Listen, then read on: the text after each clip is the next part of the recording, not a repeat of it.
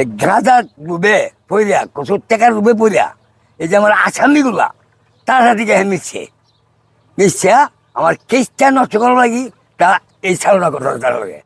আমার নাম আবুল কালাম। আবুল কালাম। আমরা যেখানে বসে আছি এটা তো বিশ্বতারা গ্রাম, সরল উপজেলা কালীগঞ্জ ইউনিয়ন।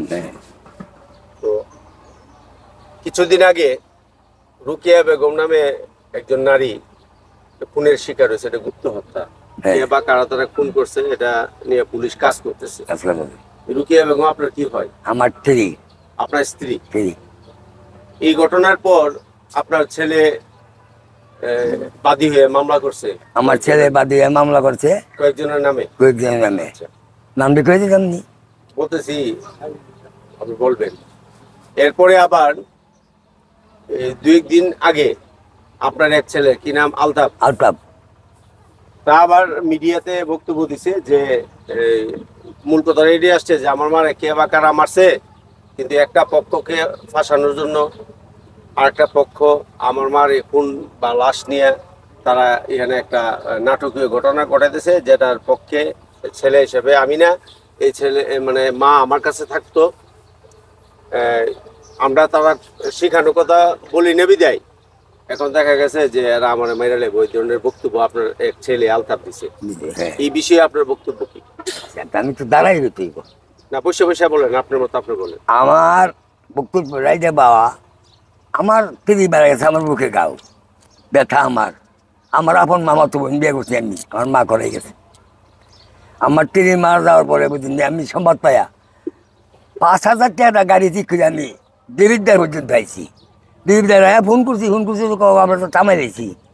কি আমার রাস্তা না যায় তোর চামাই আমি ভিড়লাম আমার বাড়ি গেলাম ফিরে বাড়িতে গিয়ে পরের দিন আবার আইছি সকালে। আয়া তারা কান্দাকাটি কথা তারা বুঝলে হন কই কান্দিস না আমার কাছে, আল্লাহ সত্যটা বাড়ি করে দিব। আর আমার জানা আছে তো কাটা কাটা কী করবো না করবো আমি জানি, তবে তোরা কাম কর, তোরা কান্দাকাটি হয়েছে আমার কাছে কর কর, তারা বুঝাইলাম। আলতাফ যে ছেলেটা আমার 3 নম্বর ছেলে, সে গাঁজা খা, বুঝলেননি, গাঁজা বহুত কা। হ্যাঁ কী করছে, এই গাঁজা ডুবে পড়িয়া কচুর টাকা ডুবে পড়িয়া এই যে আমার আসামিগুলা তার সাথে গিয়ে মিশছে আমার কেসটা নষ্ট করার লাগি তা এই চালনা করতে তার লাগে। যেদিনটা শিক্ষার করছে কইল এই দিন রাস্তা নিয়ে গেল বসা উঠা, এই যে ঘরটা আমার পরিবারের ছিল না, এইগুলো আমি হুতা।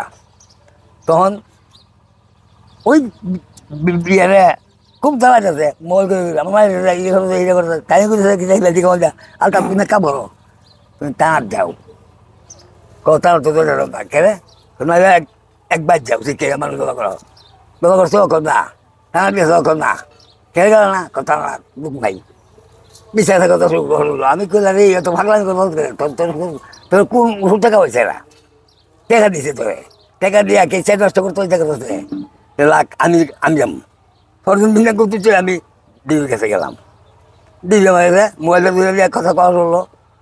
আমি তো সারাটা মিথ্যা কথা, আমি সের বাপ, সে আমার ছেলে, এর মা মারা গেছে, আমার পরিবার বেতা তো আপনার হেতে কোনো বেতন গানটা লুয়ে ভইয়া টাকা লুয়ে ভইয়া আপনি মিশিয়া আজে বাজে কথা কইতেছে। আমার ভাই ভাবতে বেরোজ কথা আছে, কার সাথে মিশছে?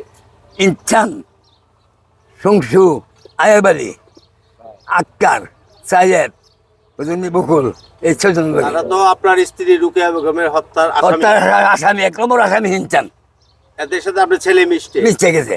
আপনার ছেলে আলতাফ, তো যেখানে তার মা খুনের শিকার হয়েছে, ছেলে তো খুনির বিচার চাইবো, যাদেরকে আপনি আসামি করছেন তাদের সাথে মিশে কেন? মিশে টাকা লুবে মিশে টাকা দিয়েছে, তার টাকা দিয়ে কিনা দিয়েছে এরা, পুতুলের মতো। আজকে আপনি যে মিডিয়া কর্মীদেরকে ডাইকে আনলেন, আপনি তো ডাকলেন সবাইকে, আমি ডাকছি কথা বলার জন্য। আপনার স্ত্রী খুনের শিকার হয়েছে, আপনার পাশে উনি কে? উনি আমার ছেলে। কি নাম তার? তার নাম হলো মন্নাব। উনি মামলার বাদী? উনি কে? উনি আমার মেয়ে। উনিও আমার ছেলে।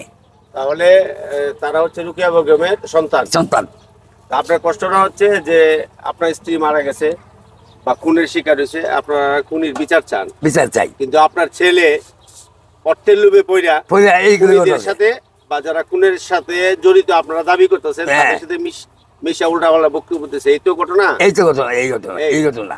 আর বুধাউদি দুটা লোক আমার ছাত্র যারা আমার বউ ফালছে, কাপড় দিচ্ছে, টেকা দিচ্ছে, বাসা করে দিচ্ছে, সাহায্য দিচ্ছে, এরা উদাউদি জেলখানা মাঝে বাংলা দিচ্ছে, আমার বুক পেঁচা না এরা কি, এরা আমার পরিবারটা ফালছে না দুই ফালছে আমার পরিবারটা, এরা উদাউদি এই কষ্ট বুক করতেছে, কোন দিচ্ছে